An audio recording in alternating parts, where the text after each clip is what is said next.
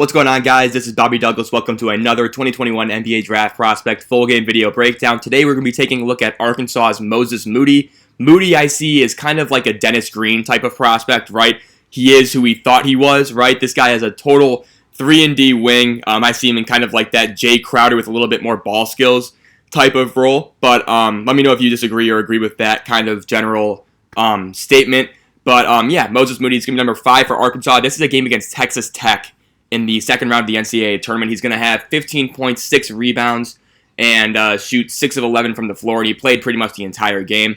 And you can see him number 5 right here. He's with the white headband, and he's being guarded right now by Kevin McCullough. He's going to get the ball right there.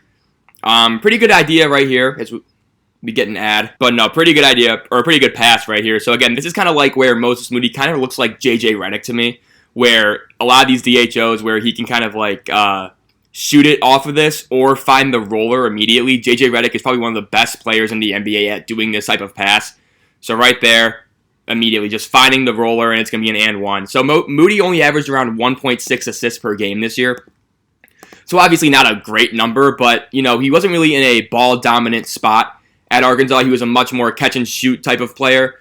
And, you know, I think he does have basic playmaking chops. I don't think they're, you know, NBA level by any stretch. But I think he's a smart enough player to kind of pick out those passes.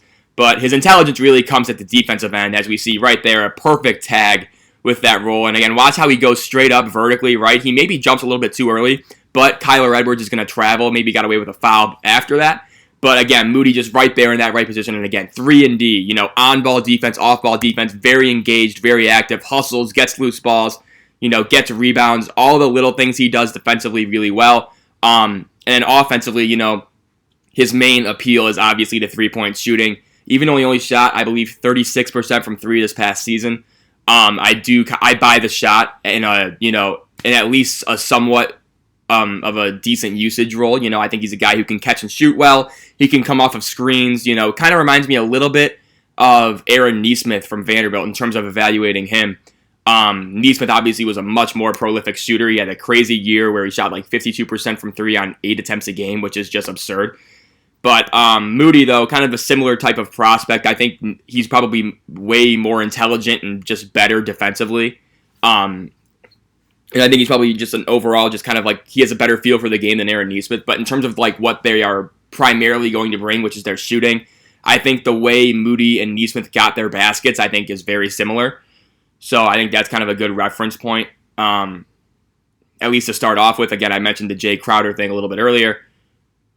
We see Arkansas miss that shot. And again, he doesn't really get a lot of touches where he can kind of just create for himself, and that's not really his game. Again, he's much more of a catch and shoot or catch one or two dribble pull-up type of player. He's pretty smooth overall. You know, I think he has good footwork. And obviously defensively he's good. So interesting. He's kind of just like, again, not somebody that you really want, you know, being the anchor of your offense, but in terms of just like being a quality shooter, you know, in a spot up position, I think that's very valuable in the NBA. I think Moody can easily do that. And we see him running the floor right here. And we'll see what he does. Again, gets to that. Again, right there, perfect example of this, right? So one to two dribble pull up, right? Good jab step right here. And again, 2 dribbles, 1, 2, pop. Bang. You know, that's the type of thing that Moses Moody is probably most comfortable in terms of creating for himself. It's going to be off a catch. It's going to be off a screen. Not great at creating space for himself necessarily, but again, off screens, it doesn't really matter if he's not going to be the, you know, ISO guy scorer. It doesn't really matter how you get your shots. And so, yeah, I think that's kind of like the book on Moses Moody. Again, not really much else really to monitor with him, just because that's basically his role. You know, I think he's very much a what you see is what you get type of guy. You know, just good defense on and off ball, reliable 3-point shooter, and then maybe down the line some chops in terms of making read and react type of passes, and then maybe putting it on the floor for a dribble or two and getting to his mid-range or something like that. Got an air ball, and then Arkansas is going to be on the floor. And Texas Tech is going to turn it over. This NCAA tournament game, by the way, was very fun to watch. The last few minutes, especially in the second half, were very, very intense, very fun. 2 very good teams. I had Texas Tech beating Arkansas in this game. in my original bracket. And I was pretty upset that Arkansas lost, or that Arkansas won. Right here, good job by Moody moving his feet. Shot just goes in. Maybe he wants to get his feet a little bit more angled towards the baseline. But overall, decent contest, and that's just a tough shot by McCullough.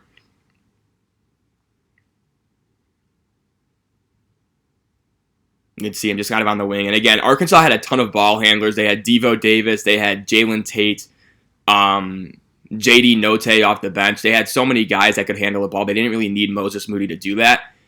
And I think that was probably the best situation for him, as we're going to see him come off that screen and miss that three. But again, these are the types of looks that he should be expecting to get in the NBA, coming off this little flare screen right here. And again, watch the footwork, right? 1-2, square to the basket. And again, he'll hit that shot. That was pretty contested. But those are the types of shots in an NBA offense that he should be getting. He's a guy that you can use kind of just flying around screens offensively. Right there, a little bit late to react, I would say, on that help. But those are the types of shots where you're just kind of like, okay, put him, run him through three screens, let him spot up, let him shoot. And I think that's where you get the most out of Moses Moody, especially early in his career. And then from there, if he can develop more of an off-the-dribble game, if he can get better driving to the rim, that's something that obviously would be awesome to add. Right now, he gets a little bit stonewalled in the lane. Will turn it over when he tries to over-dribble. Not an explosive vertical athlete, so he tends to finish below the rim a lot. And obviously, he only shot 42.7% from the floor, which isn't great. I think he shot under 50% from two as well. And there's a McCullough play, and then the Kyler Edwards three. And there's Moses Moody. So again, you see him averaging 17.2 points, blah, blah, blah, all that stuff, right? So again, he had a very good freshman year. Towards the end of the season, he kind of tapered off a little bit, I would say. He had some bad games in the tournament. This was probably his best tournament game. I know against, I think, Oral Roberts and Baylor, he really struggled. And that kind of soured people on him a little bit. Right now, I probably have him in that late lottery to 18 range. So 13 to 18, I would say, is probably my range for him right now. You can see right there, good job helping. Again, really engaged off the ball. He's not Franz Wagner, obviously. Franz Wagner right now is probably the best off-ball defender I've evaluated. But he's definitely engaged, active, hustles, does all the little things. That's what you want. He'll have some good deflections, I think, in the second half as well, too. That really kind of shows you his impact defensively. I think he has a 7-foot wingspan as well. So obviously that's going to wreak havoc in the passing lanes, and he gets deflections, things like that. So, does all that stuff, which is good. You can see right here, he's on Kevin McCullough again. And there's Mac McClung going to pour that three in. And it also is fun to evaluate tournament games. I'm not sure. Hopefully, fingers crossed, this one can stay on YouTube. I got it off of YouTube, so I'm hoping that they just don't really care. But, I can get copyrighted. I don't really care as long as it's public and viewable to everybody. But the tournament games are so much more fun to evaluate just because it's just, everybody's so intense. Everyone's so engaged. Every mistake is magnified. And so it just becomes just an all-out war. Everybody's giving their all. It's just such a great basketball scouting environment. And you can see why people you could see why Johnny Juzang, you could see why all these tournament guys kind of just rise from the ashes after a few good games, because the games mean that much more, and they feel like an NBA playoff game in terms of just the margin for error gets drastically smaller. The intensity goes up. The defense is just up a notch, And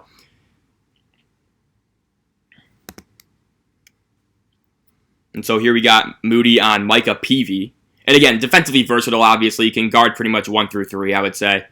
Again, 6'6", 6'7". That's a winning frame. I think he's 205 as well. So again, he's strong and he can add more muscle if he wants to.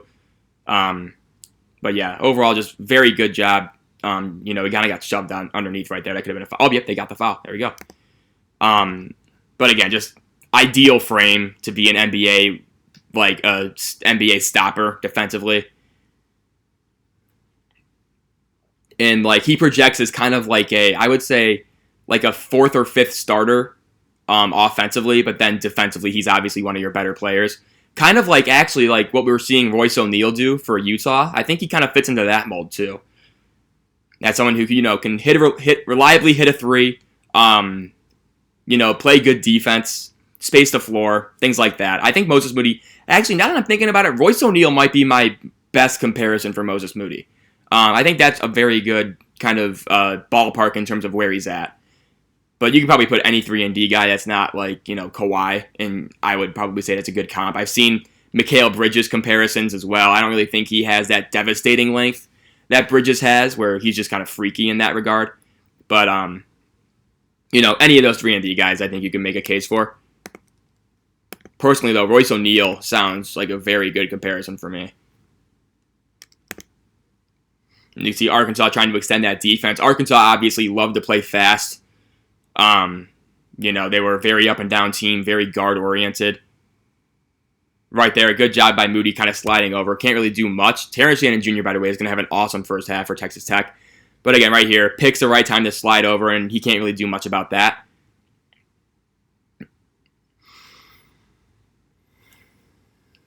And we got him. Now it's Jamarius Burton on him.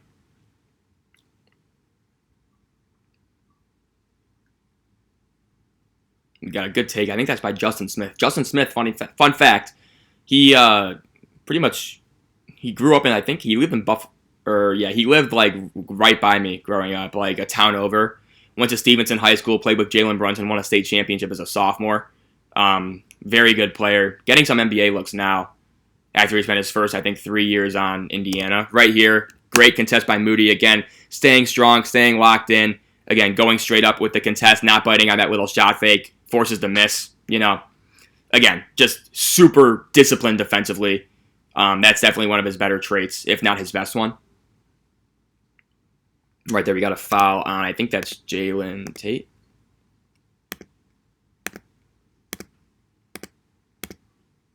Okay, we get it. They have cardboard cutouts of yourselves.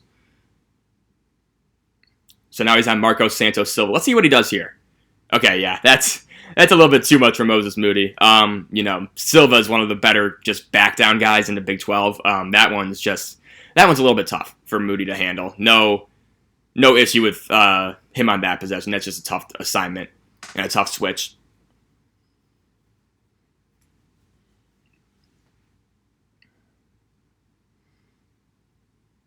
We got a foul on the ground, it looks like. Here we go. We're back. That's J.D. Note, who was just a flamethrower for Arkansas off the bench. I think he's in the transfer portal, though, so. Right there, Moody just tries to sell out, make a play on the ball. Silva, again, veteran presence, isn't going to buy that, isn't going to go up with it. He takes his time and ultimately just leads to an easy layup. But Moody did his best there. And again, let's see what he does here. So right there, again, this is what I mean, where it's like he shows flashes of some like kind of quick decision-making in terms of isolation scoring, right? And he's very smooth. Like, he's a smooth overall player. Doesn't really get sped up, especially if it's one-on-one like this. In crowded areas, a different story. But again, just has really good footwork, gets square to the basket. And again, that one's a little bit of a fadeaway, actually. But again, calmly knocks that one down. Very, very effective in the mid-range. Again, I think there's a little bit of Zaire Williams with him, where, a lot of the shots he was taking probably aren't the most efficient shots, and so the overall percentages are going to go down. But, like in the mid-range, he's very smooth, very calm, makes his free throws, shot those at an 81% clip. This guy has legit range and legit NBA range, I would say.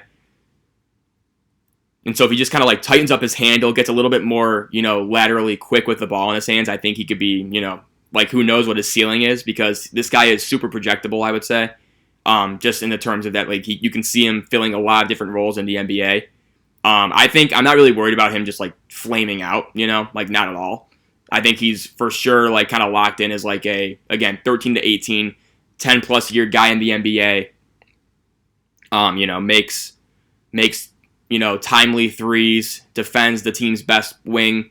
There's definitely a role for him.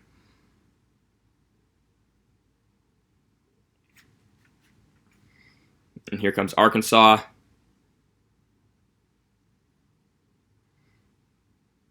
Again, not much going on for Moody. Again, he's just kind of standing in that off-ball role, and that's where he thrives. Like, kind of just like a guy who can make defenses pay on kickouts. That's kind of like what you'd like to see him do in the playoffs, because we've all seen how valuable guys like Marcus Morris for the Clippers are. everybody's drawn into Kawhi or Paul George driving, and then all of a sudden you have Marcus Morris, who literally doesn't fucking miss. Like, it is unbelievable. I was rooting for the Mavericks in the first round because I had him in the finals. I didn't bet on him or anything, but I just love Luka. I think he's probably going to be like the best player ever when he's done. So I was rooting for Luka. You can see him right there battling with Santos Silva. Good job just getting a body on him. And so I was just, every single time Marcus Morris touched the ball, I'm just like, oh, brother. You know, like, damn it, that's going in. You know, he was just a guy that just constantly took any hope that I had of Dallas winning Game 7 away. You know, and so that's when I'm like, yeah, if Moses Moody can be like a Marcus Morris, where he just kind of feeds off of, you know, self-creators and then is just able to, you know, make defenses pay, that's just such a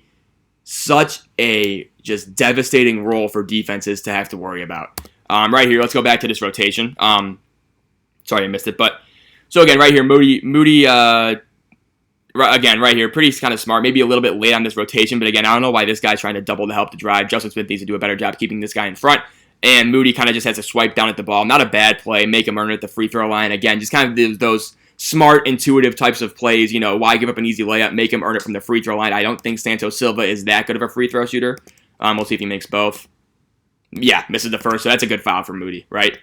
And so, again, Silva around the basket, he's pretty much automatic. Right, and so getting him to go 1 for 2 in that type of situation where the double has to come and then Moody has to rotate over from the weak side, that's kind of a win, you know, because Arkansas's defense was scrambling, and so it kind of just led to an open opportunity, and, you know. So overall, not a bad play for Moody, and I believe this is his last possession, and he's out for, like, his only time in the game. So right here, I think there's going to be a foul call, yeah. And then Moody is out for literally 2 minutes and 27 seconds of YouTube time.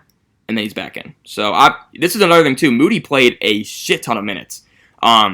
He averaged around 34 a game, which is good for a freshman regardless. But in the big games, he would be up there with 38, 39. In the tournament, this game, he was 39, you know.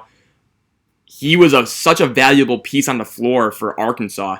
And so I think that kind of shows you just overall his importance on the floor, right? You know, maybe he's not the leading scorer every game, but his defense, his hustle, his energy, his threat of shooting, right?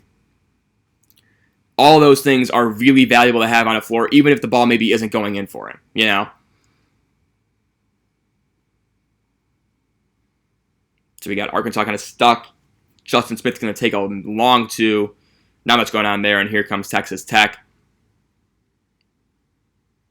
Right there, would have liked to see a little bit of a better effort. It looks like Moody was kind of caught in between deciding whether to contest a shot or take a charge, so he's kind of like stopping yeah, see what I mean? Like, he kind of looked like right here. If we watch it closely. So right here, he's kind of, see how he kind of closes off his feet a little bit, right? If he just kind of extends and commits one way or another, maybe he gets a call or maybe he gets a good contest. But because he kind of is paralyzed in between taking a charge or defending the shot straight up, it kind of just ruins the entire play, and it's going to lead to a goaltending call. Right? So again, just quicker decision-making right there. Obviously, I think he's a great defender. Not really much to worry about, but just, again, little thing right there. Not much really to complain about defensively with him, though.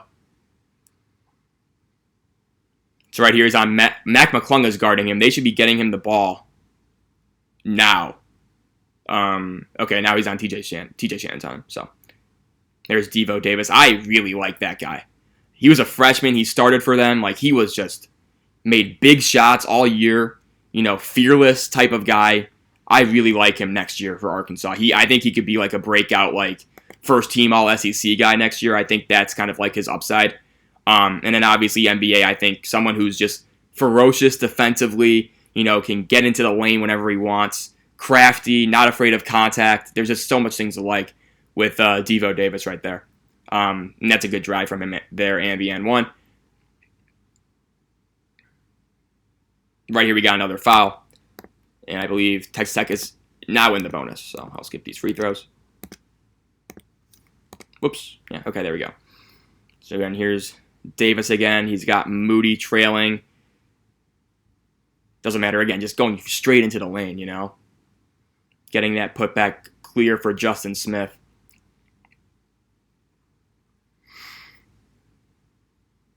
But again, I like how Moody's always in a stance, right? Always has his knees bent. He's not upright.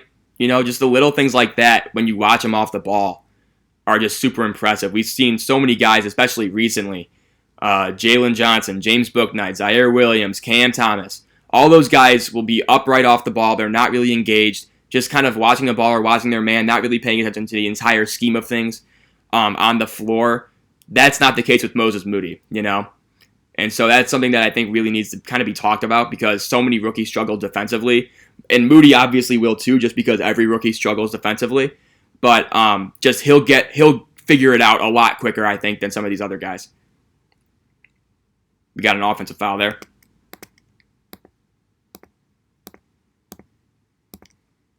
And here we go. So again, good backdoor by Moody, just kind of cutting to that middle of the lane. And again, I do like how he always has his hands up. He's ready to get the ball and receive and catch and shoot. That's something that'll be critical in the NBA. Because he's going to have less time probably to get his shots off. Right there, good defensive stand on. I think that's Clarence Nadolny for Texas Tech. Ooh, Justin Smith, like a hawk.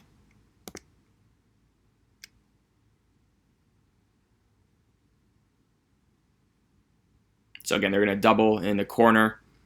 And again, it's a quick double. Moody immediately recovers to his guy. Doesn't get lost. Kind of has the, eyes in the back of his head a little bit, where you can kind of see things, developing before they happen. That's good no call by the officials. You could tell. I just want to rewind this. This is funny. You could tell right there, this official's going to flinch. It's like muscle memory. He's so used to calling a charge there. But he lost that one play.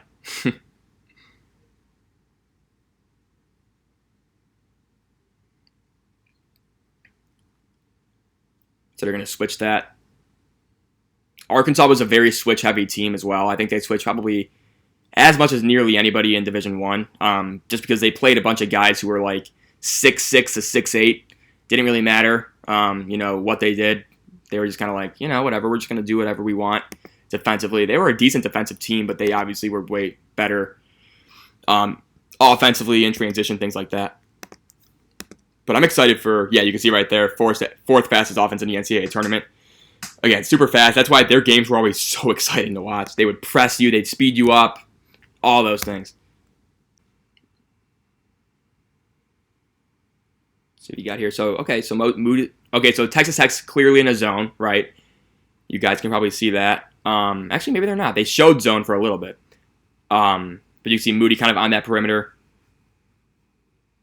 Let's see what he does here. Again, smart, simple pass, right? You can tell he kind of gets a little bit overwhelmed with the ball in his hands. He's going to take a few quick steps. That maybe see right there, like he kind of does that little, like, I don't know if you can hear me, but like the quick 3-step little shuffle, right? But he does well to recover. And again, sees a double, immediately throws it back. Simple things. The J.J. Redick pass, you know what I mean? That's what that pass should be called right there. Coming off of a screen and then just doing like the little dump down or the kick back to where the double came from. J.J. Redick pass. Good at that. Very key part of any offense because you can initiate kind of like a secondary pick and roll almost. And that just makes your offense a lot more fluid to have a guy like Moody in there where, the ball's not going to really stick in his hands. Right there, I don't know why Moody was playing so far deep in drop coverage. Like right here, he needs to be up at the level of the screen, right? And so that's easy money for Mac McClung. He's going to hit that every time. That little mid-range jumper. And you can see there's going to be a timeout, and they're probably going to talk about that because that can't happen. I don't know why they were in drop coverage there.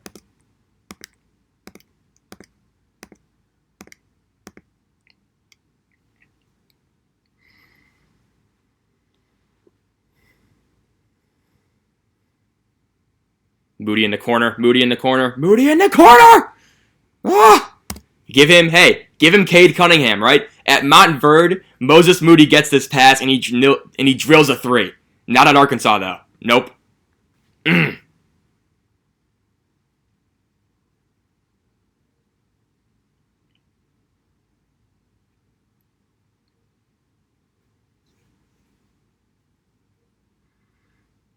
So again, looks like they wanted us pick and roll. McClung picked up his dribble early.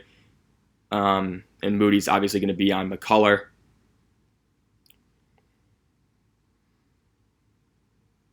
McClung just kind of, Texas Tech. Oh my God, Arkansas. Get a rebound. Moody, decent closeout, and there we go. Now we got the board.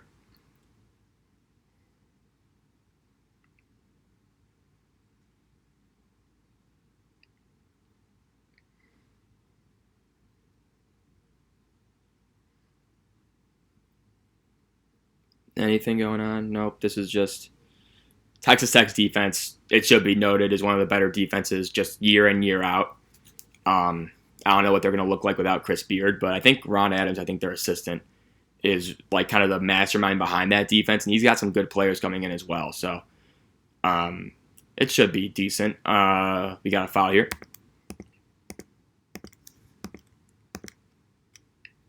Is it Ron Adams or Mark Ron? I don't know. One of those two. Moody bringing up the ball. Just gets it to, I think that's Jalen Tate. And again, you could tell they're kind of, but just right here. So I guess it's actually kind of a good little bit of just kind of just some of the impact that Moody could have in the NBA, just kind of off the ball. He is just standing here the entire time, right?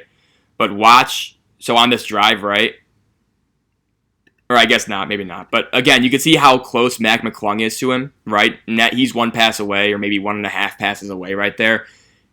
We see it with Joe Harris a lot, where he causes problems for the defense just by standing in a corner, because then it opens up driving lanes for their more athletic, better players like KD, Kyrie, Harden, right? But just by Joe Harris being out there and having that shooting threat, you can't leave him, right? Because he will make you pay. And so just by being a feared shooter, you become a valuable one.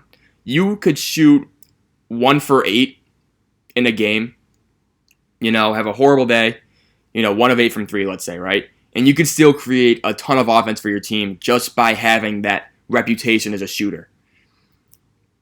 And so Moody, I think, is a very strong candidate for that, where he's somebody who, will make you pay if you leave him open, and then therefore you can't leave him open, thus leading to better driving lanes for teammates.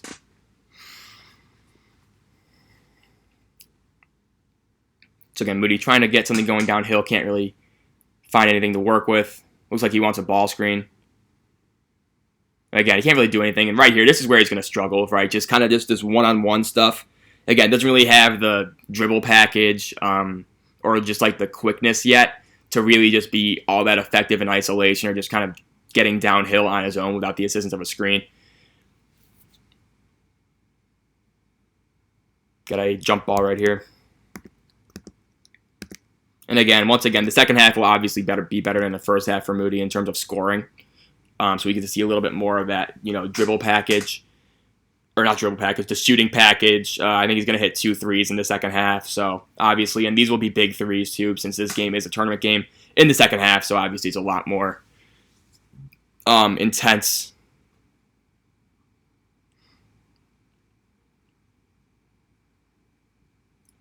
Moody flashing that's McCullough flashing in the lane. Moody has to chase him out there. Pretty good shot. And then I think what ends up happening here is, I think Note is going to dribble the ball for the first 25 seconds, and he's going to dish it to Moody off of a double team. And then Moody just can't knock down the 3. But there's a second left, and so he can't really get a clean look. But you'll see right here again, Moody kind of just waiting for his opportunity. Again, he just kind of has to launch it. Can't knock that one down. But, good luck for him overall. And that'll end the first half video. Arkansas is up by 2 heading into the second half. I think Texas Tech is going to go up big. Not big, but maybe 12 or something in the second half. And then Arkansas will battle back, so that should be an exciting finish. Overall, thank you guys for your continued support, as always. Sorry this video is getting out a little bit later than I would like to. I've just gotten kind of tied up with work recently, so I'm trying to manage that and get a better schedule for the future. Overall, though, thanks so much for watching. Hope you guys enjoyed it. Stay around for the second half. We will see this awesome game end, and Moses Moody, we'll talk about him some more. So thank you again, and I will see you soon. Bye.